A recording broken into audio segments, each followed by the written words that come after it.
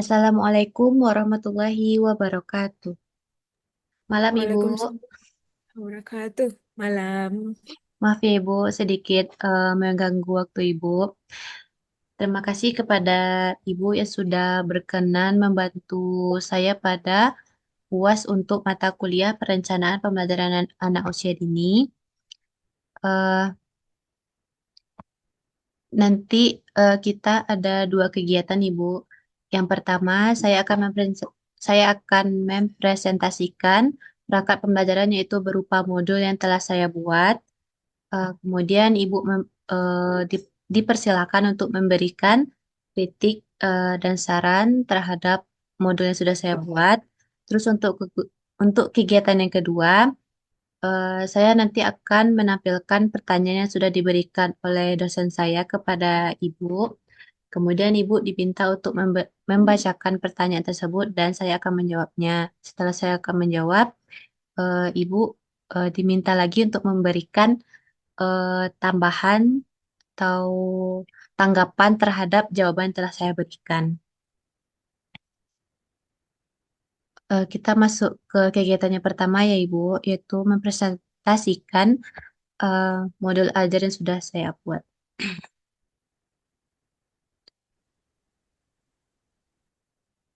Jadi untuk saya sebenarnya berkelompok Ibu dan saya dapat bagian membuat modul ajar untuk mata pelajaran bahasa Indonesia untuk kelas 1 Ibu. Eh, Sebelumnya saya sudah observasi di sekolah yang ada di Padang. Jadi modul yang saya buat ini tuh berdasarkan proses yang eh, diberikan oleh guru tempat saya observasi, Bu. Ini tuh informasi umumnya. Yang pertama ada identitas modul. Eh, ini untuk semester 2 pada tahun ajaran 2024 dan 2025. Materi pada bab 8 yaitu di sekitar rumah untuk fase A kelas 1. Lokasi waktunya itu untuk satu kali pertemuan itu 2 jam, eh, ya 2 jam pelajaran. Kompetensi awalnya, peserta didik mengetahui pekerjaan di sekitarnya dan pekerjaan orang tua sebagai informasi pribadi. Kemudian, siswa juga sudah mampu membaca teks dengan mengeja. Kemudian untuk profil pelajar Pancasilanya ada 5, yaitu beriman, bertawak kepada Tuhan Yang Maha Esa, mandiri, bergotong royong, bernalar kritis dan kreatif. Kemudian ada sarana dan prasarana, ada sumber belajar menggunakan buku bahasa Indonesia, untuk siswa. Yang kedua ada media pembelajaran berupa LCD, video interaktif tentang macam-macam profesi. Nanti ada berupa kartu tentang macam-macam profesi, ada LKPD dan alat tulis. Model pembelajaran yang digunakan yaitu dengan tatap muka. Pembelajaran dilakukan dengan metode diskusi, tanya jawab, dan penugasan. Model pembelajaran dengan menggunakan PBL, Problem Based Learning. Pembelajaran dilakukan dengan berdiferensiasi, yang dimana pendekatan pembelajaran yang mengakui perbedaan individual siswa dan menyediakan pengajaran materi dan strategi pembelajaran yang disesuaikan dengan kebutuhan gaya masing-masing peserta didik. Kemudian ada target peserta didik, ada peserta didik reguler dan peserta didik dengan pencapaian tinggi. Dan jumlah peserta didik itu kisaran untuk 15 sampai 25 orang dalam satu kelas. Kemudian ada kompetensi inti. Yang pertama, pencapaian pembelajaran. Peserta didik mampu menyimak, membaca, dan memakai kosakata baru yang berbahasa Indonesia berdasarkan cerita yang disampaikan atau melalui tayangan yang dilihat dengan bantuan ilustrasi. Kemudian ada tujuan pembelajaran. Tujuannya ada 3. Yang pertama, melalui pengeja kata polisi dan satpam dan beberapa profesi lain, peserta didik berlatih membaca kata dan mengenal profesi dengan baik. Yang kedua, dengan mengamati video, siswa dapat menyebutkan macam-macam macam-macam profesi dengan baik. Yang ketiga, melalui kartu yang berisikan macam-macam profesi, peserta didik dapat memasangkan dan membaca nama profesi beserta tugas profesinya dengan tepat.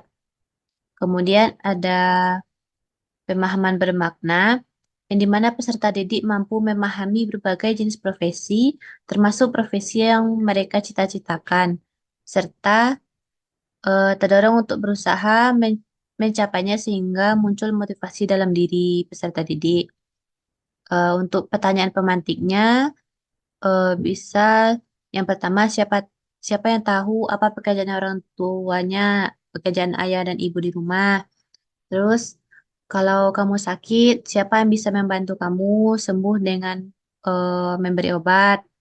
Terus ada siapa yang mengajarkan kita di sekolah setiap hari? Terus apa cita-cita Ananda kalau sudah besar nanti? Terus kegiatan pembelajarannya ada kegiatan awal, inti, dan penutup. Di kegiatan awal itu, seperti biasa, guru membuka kelas dengan mengucapkan salam. Terus, sebelum memulai pembelajaran, guru meminta salah satu peserta didik untuk memimpin doa. Kemudian, guru menanyakan keadaan peserta didik, terus melakukan presensi pagi. Kemudian, peserta didik menyanyikan lagu nasional Tanah Air. Kemudian guru menyampaikan tujuan pembelajaran, tujuan yang tadi. Kemudian selanjutnya guru melaksanakan kegiatan apersepsi dengan bernyanyi bersama-sama dan menirukan gerakan video lagu macam-macam profesi. Ini videonya ditampilkan atau bagaimana, Ibu? Coba lanjut saja dulu. Nah, baik, Ibu. Yang kedua ada kegiatan inti. Di kegiatan inti ini ada eh, sebenarnya ini ada dibagi, Bu. Kayak yang untuk yang PBL tadi. Yang pertama itu, guru memaparkan beberapa permasalahan melalui cerita singkat yang menyangkut dengan profesi yang dekat dengan peserta didik, seperti dokter, guru, ataupun polisi. Terus, guru bertanya terkait dengan cerita yang disampaikan sebelumnya. Jika guru menceritakan cerita seperti Ani sakit perut, terus butuh pengobatan, maka guru bertanya, siapa ya yang bisa membantu Ani supaya sembuh? Terus, yang ketiga, menunjukkan gambar sesuai dengan profesi. Jika sebelumnya guru menceritakan cerita terkait profesi dokter, maka tunjukkan gambar dokter dan bertanya siapa yang bekerja menyembuhkan orang sakit dan apa profesi lain yang uh, Anda tahu. Kemudian guru menjelaskan materi dengan memberitahu apa itu profesi dan macam-macam profesi dengan menayangkan eh, video. Terus, guru membimbing peserta didik untuk membuat pertanyaan terkait profesi dan guru menuliskan pertanyaan-pertanyaan yang sudah ditanyakan ke peserta didik tadi di papan tulis. Kemudian, guru membagi peserta didik menjadi kelompok-kelompok kecil yang beragam. Jadi, di kelompok-kelompok itu tidak anak pintar yang apa namanya, yang memiliki kemampuannya lebih yang sama-sama mereka. Jadi, beragam dalam satu kelompok. Kemudian, guru membuat kesepakatan kelas untuk jalannya tugas kelompok. Kemudian, tiap kelompok akan dibagikan LKPD, bermain kartu yang berisikan gambar macam-macam profesi dan tugas dari profesi tersebut. Selanjutnya, sebelum memasangkan macam-macam profesi dengan kegiatannya terkait dengan profesi tadi, masing-masing anak di setiap kelompok diminta membaca dengan mengeja nama-nama profesi dengan kartu yang ada di dalam kelompok, dengan kartu yang ada di dalam kelompoknya. Guru berperan aktif dengan mendatangi setiap kelompok untuk memberikan semangat dan bantuan, terutama kalau ada siswa yang menghadapi kesulitan dalam kegiatan tadi. Setiap kelompok yang berhasil membaca dengan benar dan mencocokkan profesi dengan aktivitasnya sesuai akan tampil di depan kelas untuk mempresentasikan hasil diskusi mereka tadi. Sementara kelompok yang belum tampil memberikan tanggapan dan apresiasi terhadap teman mereka sudah tampil. Sebagai bentuk penguatan, LKPD yang sudah dikerjakan anak secara berkelompok tadi diberikan kepada peserta didik. Selanjutnya, pada kegiatan penutup ini, yang pertama, guru dan peserta didik bersama-sama merangkum hal-hal penting yang telah dipelajari pada hari ini. Guru memberikan apresiasi dan tanggapan dengan menampilkan karya peserta didik di dalam kelas. Kemudian, guru memberi penghargaan kepada kelompok yang menunjukkan kerjasama yang solid, terus dan hasil kerja yang terbaik. Dan yang D, guru mengajak peserta didik untuk melakukan refleksi bersama dan menutup pembelajaran dengan berdoa. Eh, Selanjutnya ada bagian refleksi. Ada refleksi untuk peserta didik dan refleksi bagi guru. Yang untuk peserta didik itu, kegiatan apa saja yang telah kita lakukan, yang sudah kita kerjakan selama bersama hari ini. Kemudian yang kedua, bagaimana dari pembelajaran yang paling kamu senangi? Dan yang ketiga, apa saja tantangan atau kesulitan yang kamu alami selama belajar hari ini? Dan untuk refleksi bagi guru, apakah seluruh siswa dapat memahami isi pembelajaran yang telah dilaksanakan tadi? Terus, apa saja keberhasilan atau hal positif yang terjadi dalam pembelajaran hari ini? Dan yang ketiga, apa saja yang perlu ditingkatkan atau yang perlu diperbaiki dari proses belajar? Kemudian untuk penilaiannya, penilaian diagnostik, formatif, dan sumatif. Itu ada observasi, tulis, dan non-tulis. Kemudian eh, dan dengan tanya jawab. Untuk pengayaan atau remedialnya, kalau pengayaan diberikan kepada peserta didik yang telah mencapai atau melampaui capaian pembelajaran dengan cepat. Tujuannya untuk mengembangkan potensi siswa lebih lanjut. Dan yang kedua, ada remedial diberikan kepada peserta didik yang membutuhkan bimbingan untuk memahami materi atau yang belum mencapai capaian pembelajaran dengan pendekatan yang lebih sederhana dan personal. Eh, Selanjutnya ada bahan ajar. Yang pertama ada pengertian profesi guru dan macam-macam profesi beserta tugasnya. Di sini ada profesi dokter, nelayan, koki, masinis, polisi, satpam, guru, tentara, dan petani.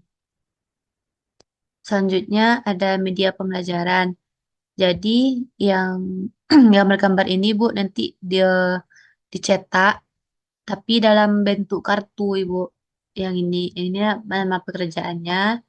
Terus yang di bawah ini kegiatannya terkait dengan profesi yang di atas tadi. Kemudian ada lembar kerja peserta didik. Lembar kerja ini tuh mereka bikinnya tuh sendiri-sendiri tapi dalam kelompok. Jadi mereka saling bantu di dalam kelompok itu, Bu. Tujuannya peserta didik bisa membaca dan mengenal berbagai macam profesi. Petunjuknya yang gambarnya sama Ibu yang dengan yang tadi. Cuman bedanya kalau yang tadi itu kan guru itu mencetaknya dalam bentuk kartu, jadi kan lebih besar. Kalau yang ini dia lebih kecil, jadi anak didik itu bisa memasangkan gambar profesinya dengan tugas atau kegiatan yang terkait dengan profesi tadi. Hmm. Terus ada rubrik penilaian. Yang pertama ada penilaian sikap, ada kerjasama, percaya diri, dan tanggung jawab. Indikator penilaiannya yang untuk kerjasama itu, peserta didik selalu mendengarkan, berbagi, dan membantu. mendukung teman sekelompok dan dapat bekerja sama dalam kelompok. Yang untuk percaya diri, peserta didik berani menyatakan pendapat, berani bertanya, mengutamakan usaha sendiri dan tidak mudah menyerah. Yang ketiga ada aspek penilaian tanggung jawab, yang dimana peserta didik mampu mentaati tata tertib kelas, melaksanakan tugas sesuai instruksi, dan dan menyelesaikan tugas tepat waktu serta memelihara fasilitas kelas. Nah, untuk lembar observasi penilaian sikap itu eh ya seperti ini ada nama siswa, terus aspek penilaiannya seperti kerjasama, percaya diri, tanggung jawab, terus ada skornya. Yang checklist angka 4 ini di checklist kalau memenuhi ke empat indikator yang A, B, C, D. Yang kalau angka 3 di checklist jika memenuhi tiga indikator. Begitupun dengan checklist di angka 2 dan angka 1. Untuk nilainya itu skor yang diperoleh dibagi skor maksimal dikali 100. Yang kedua ada penilaian pengetahuan dan keterampilan. Nah, di sini tuh ada pengetahuan dan keterampilan.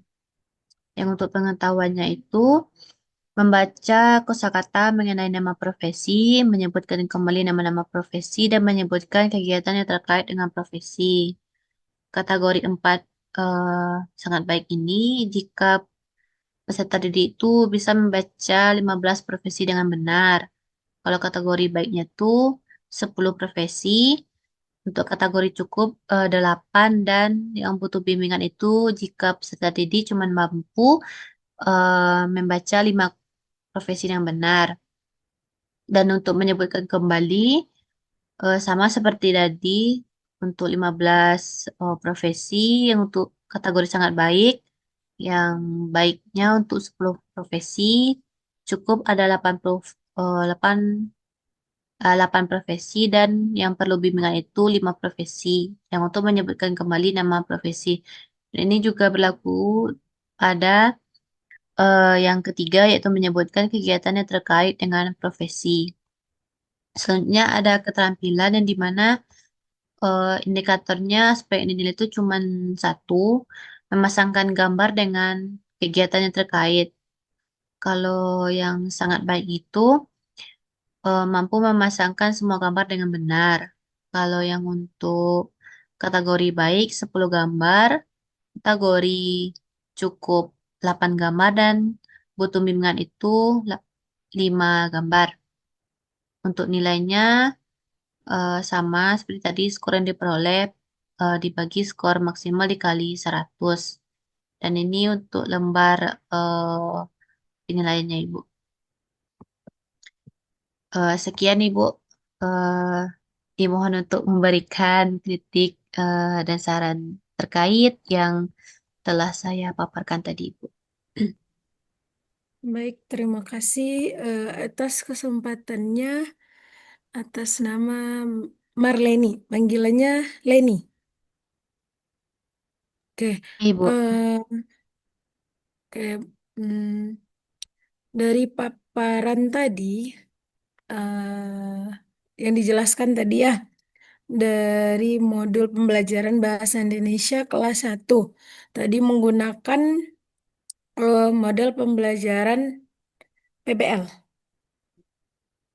Problem Based Learning, dengan pembelajaran berdiferensiasi. Nah, tadi pada mode pembelajaran PBL ini, kalau yang benar dia tahu, kalau PBL ini biasanya memberikan masalah, lalu siswa yang mencari solusi. Nah, tapi yang Leni jelaskan, di sini guru sudah langsung memberikan solusi dari permasalahan. Nah, tadi pertanyaan pemantiknya sudah bagus, tapi lebih di eh, mungkin letaknya mungkin agak sedikit rancu. Seharusnya kan pertanyaan pertama itu dekat dengan lingkungan sekolah. Nah, karena kita berada di lingkungan sekolah, harusnya pertanyaan yang pertama, pertanyaan pemantik yang pertama itu, siapa yang mengajar kamu setiap hari di sekolah? Nah, itu pertanyaan pertama harusnya. karena kita berada di lingkungan sekolah. Nah, untuk pertanyaan lain boleh menyusul, seperti siapa yang tahu apa pekerjaan ayah dan ibumu, itu nanti menyusul boleh. Tapi yang pertama tuh seharusnya, sebaiknya pertanyaannya tentang lingkungan sekolah dulu, karena kita berada di lingkungan sekolah. Nah, lalu untuk model tadi, nah kembali ke model tadi pembelajaran PBL, problem based learning. Nah, kalau problem based learning berarti memberikan masalah kepada siswa, lalu siswa yang mencari solusi dari permasalahan tersebut. Nah, tapi di kegiatan pembelajarannya, nah di sini guru langsung memaparkan beberapa permasalahan melalui cerita singkat. Nih boleh gurunya anak yang kemampuan rendah, sedang, dan tinggi itu beda. Ada anak yang kelas satu apalagi yang belum bisa membaca, itu tidak bisa disamakan LKPD-nya dengan anak yang sudah bisa membaca. Nah, itu dia. Mungkin kesalahannya sedikit di LKPD-nya perlu perubahan karena tidak bisa disamakan antara anak kemampuan rendah, sedang, dan tinggi. Ada yang anak baru bisa mengeja, ada anak yang sudah lancar membaca, itu beda. Ada juga anak yang berpikir kritis, nah itu beda juga. Untuk LKPD-nya perlu diperbaiki. Nah itu kalau saran dari Ibu. Nanti Leni di kelas pun turun di lapangan harus mengelompokkan anak sesuai dengan kemampuannya. Tapi walaupun dengan tiga perbedaan sedang, rendah, sedang, dan tinggi, tapi tujuan pembelajarannya itu sampai. Nah, itu saja mungkin dari Bu Nadia sedikit saran untuk Leni. Terima kasih. Baik, Ibu. Terima kasih atas saran yang Ibu berikan terhadap modul yang sudah saya buat.